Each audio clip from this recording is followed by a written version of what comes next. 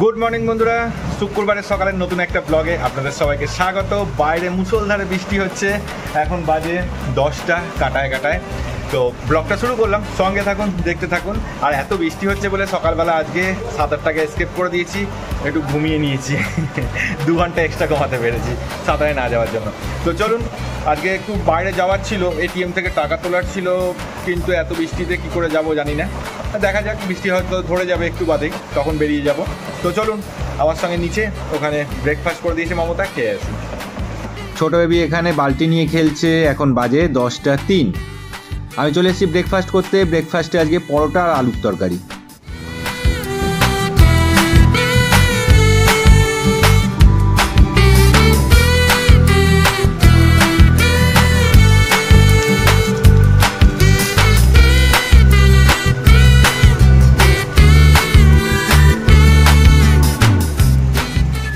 আমরা একটু বেরোবো বলে ওয়েট করে আছি, বৃষ্টিটা একটু থামলেই আমরা বেরিয়ে পড়বো। আমরা অনলাইনে টোটো বুক করার চেষ্টা করছিলাম, কিন্তু এত বৃষ্টি যে টোটো আজকে অ্যাভেলেবিলিটিই নেই। তো কিছু করার নেই, দেখি আজকে আমাকে এটিএম থেকে টাকা তুলতে হবে। আর মমতা বললো ওকে একটু রিলায়েন্সে যেতে হবে। ট্রাই করছি, যদি কোনোভাবে যেতে পারি, ওটা প্রয়োজন।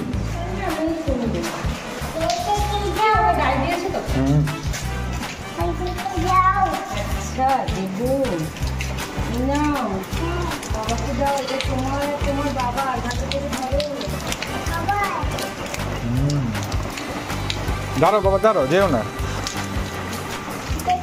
হ্যাঁ, ছাতা দাও।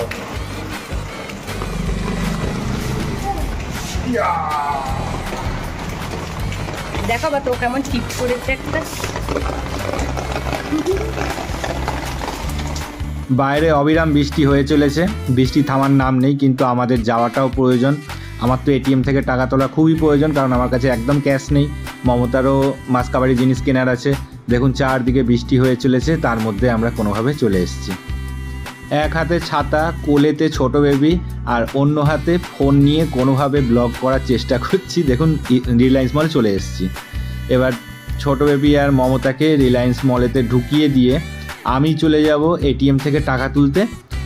টাকা তোলা হয়ে গেলে আবার ফিরে এসে ওদেরকে জয়েন করব।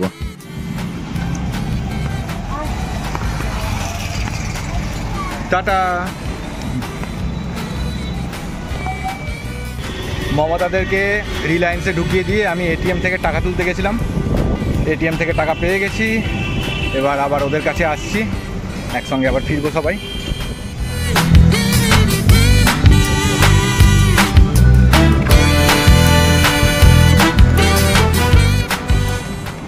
তুমি একা একা দাঁড়িয়েছো বাবা?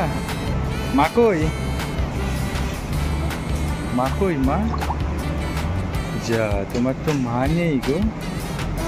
কোথায় গেল মাকে? ওই তো মা, বলছে মাকে গ ধরে নিয়ে গেছে। চলো।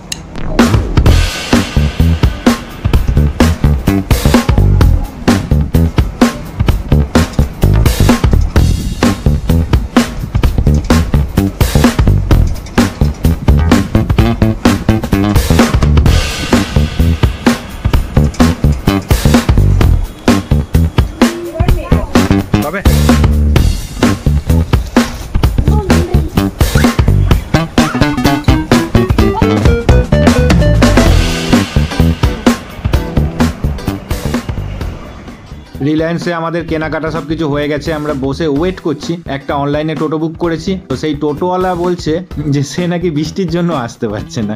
আমরা বৃষ্টি কমার আশায় আরও বৃষ্টিটা বেড়ে গেছে, এবং টোটোওয়ালাও একই জায়গায় দাঁড়িয়ে আছে দেখাচ্ছে। ফোন করেছি তো বলছে বৃষ্টিটা থামলে তারপরে আসবেও। তো কী অবস্থা বুঝুন। এদিকে আমার অফিসের সময় হয়ে যাচ্ছে, যাকে টোটোওয়ালা এসে গেছে, কিন্তু চারদিকটা ভিজে, ওর সিট ফিট সব ভিজে। বাড়ি যেতে যেতে পুরো ভিজে যাব। কিছু করার নেই, বাড়িতে যেতে পারাটাই এখন মেন উদ্দেশ্য।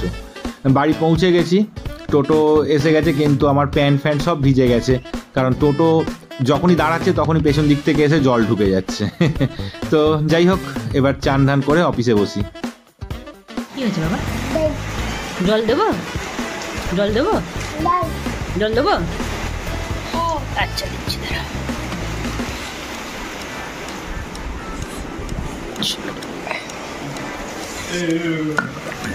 খাও।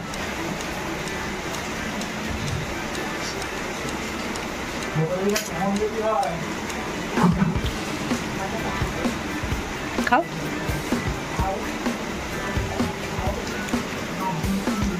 নাও খাও খাও খাও খাও।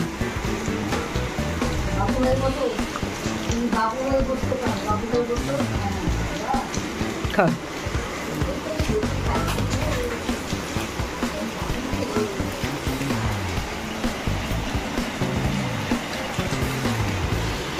আমার ভালো ছেলে, সোনা ছেলে। কটা? ও চিবি খেয়ে নাও।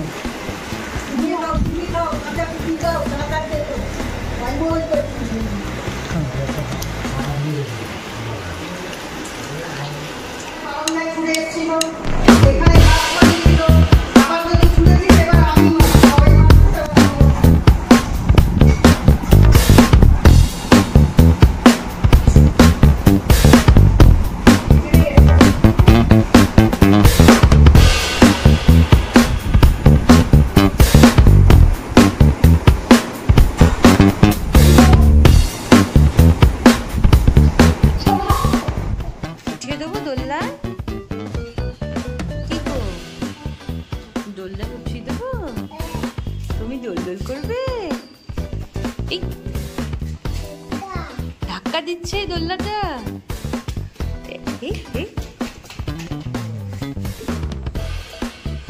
দোল দোল করছে, মজা হচ্ছে পাপা। বাবা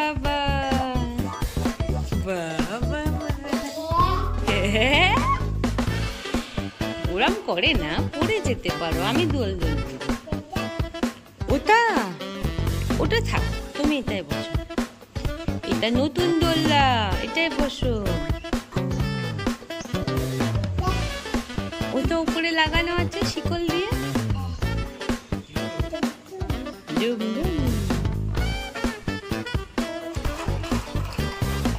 ট্রেন গাড়ি, এটা আমার পাপা ট্রেন গাড়ি।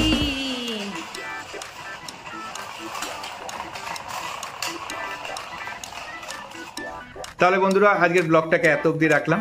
সৌভাগ্যক্রমে এখন বৃষ্টিটা থেমে গেছে। আজকে সারাদিনে যা বৃষ্টি হয়েছে গত 7 দিনের বৃষ্টির সমান হয়ে গেছে। তো এখন বৃষ্টি নেই আর, এটাই একটা ভালো কথা। আর এই ব্লগটাকে এত অবধি রাখলাম। দেখা হচ্ছে কালকে ঠিক সন্ধ্যে 6টার সময় নতুন ব্লগ নিয়ে।